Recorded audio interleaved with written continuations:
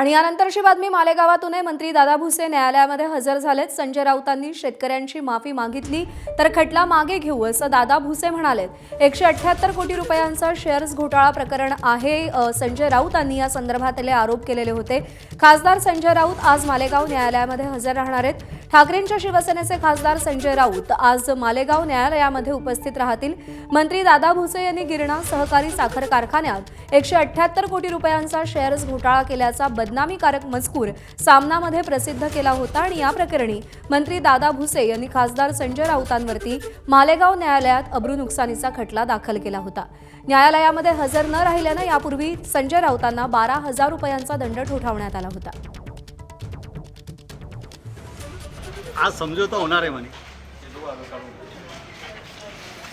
राऊतसाहेब खटला मागे घेतील आणि असं राऊतसाहेब की हा खटला आपण दाखल केलेला आहे, पण ते माफी मागणार आहे, तर म्हणून ते तुम्ही त्यांना माफ करणार आहे असं माफ करणं वगैरे इतकं काही मोठा मी कार्यकर्ता नाही।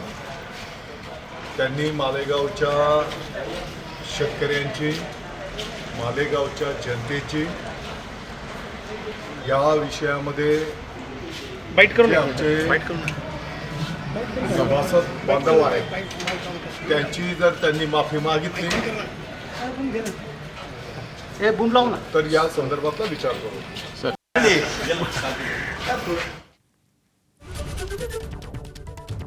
तर मालेगावातल्या शेतकऱ्यांची संजय राऊतांनी माफी मागितली तर खटला मागे घेण्याचा विचार करू अशी प्रतिक्रिया दादा भुसे यांनी दिलेली आहे। दरम्यान आज संजय राऊत न्यायालयात उपस्थित राहिल्यानंतर नेमकं काय घडतं याकडे देखील सगळ्यांचं लक्ष असेल।